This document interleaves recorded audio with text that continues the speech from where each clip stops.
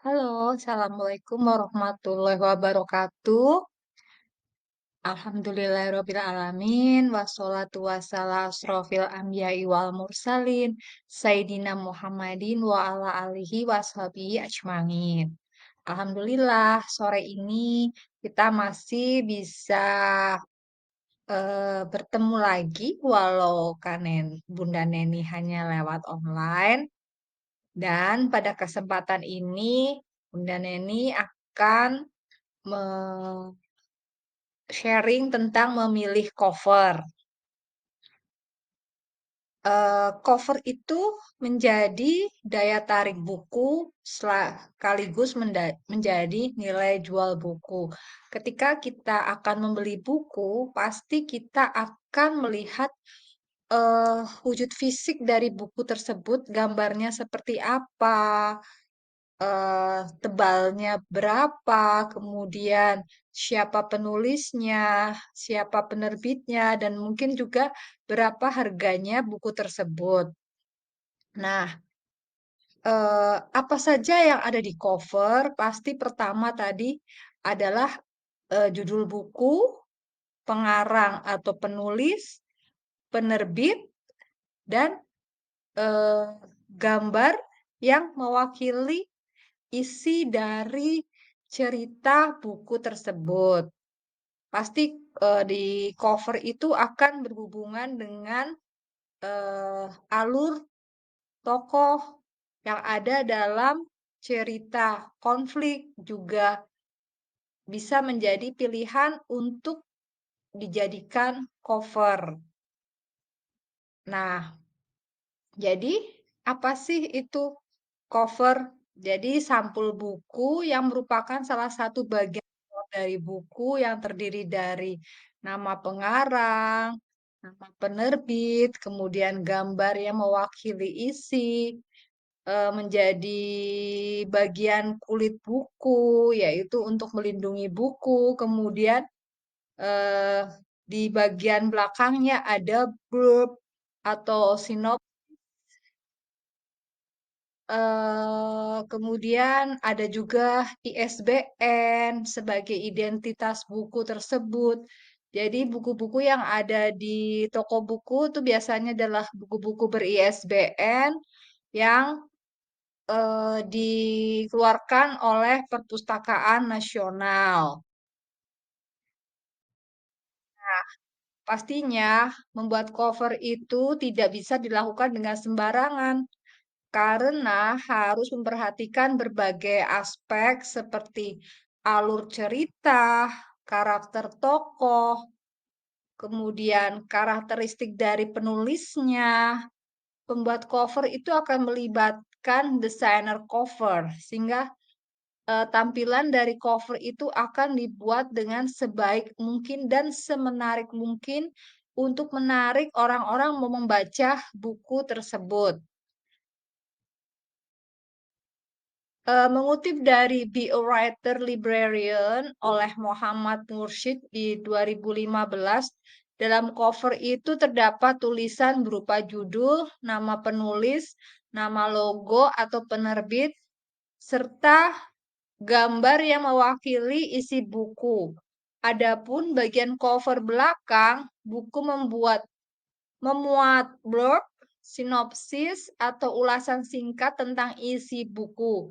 Tidak hanya itu, tadi ada ISBN, alamat penerbit, bahkan terkadang ada cover yang di belakangnya itu biografi penulisnya.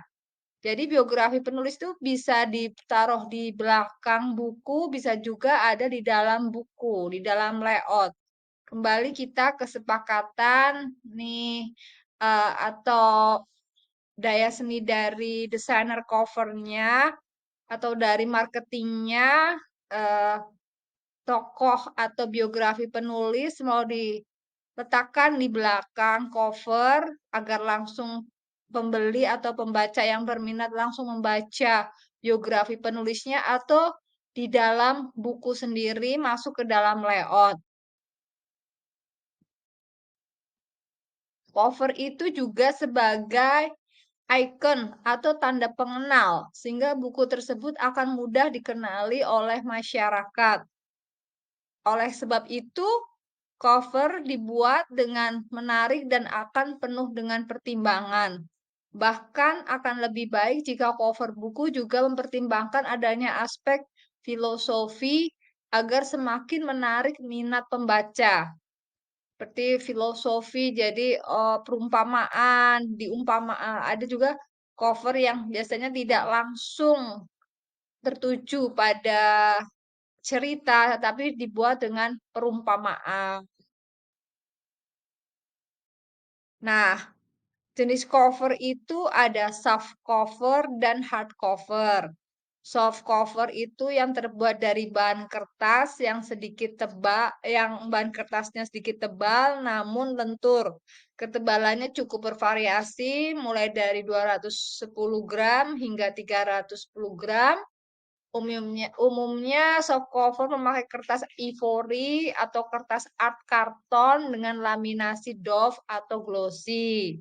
Kemudian kalau hardcover itu sampulnya lebih tebal, kaku, dan keras. Hardcover cartoon board yang dilapisi dengan kertas tipis seperti art paper. Oke. Kemudian, nah kita mulai let's start dengan buku kita.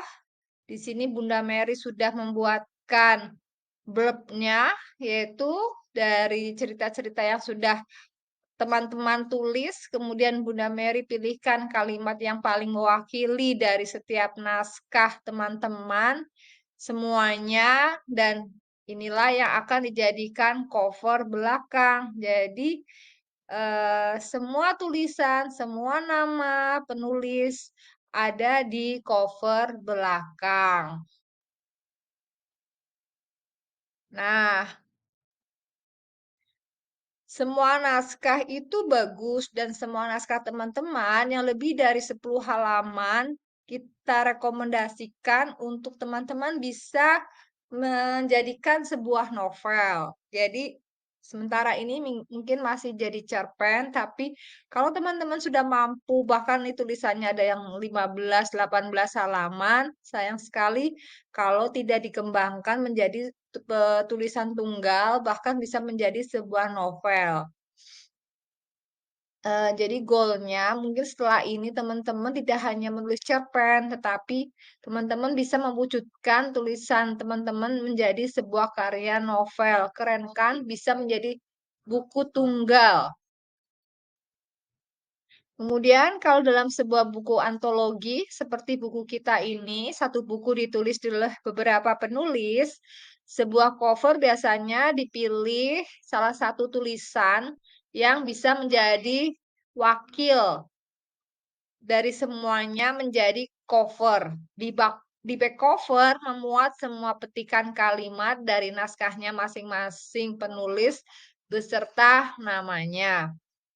Nah, kemarin Bunda Mary dan Bunda Neni sudah coba buat covernya. Teman-teman bisa memilih untuk cover 1 atau cover 2. Silahkan didiskusikan dan diobrolin dengan Bunda Mary. Nanti Bunda Neni akan ikut karena pemilihan ini adalah berdasarkan kesepakatan teman-teman.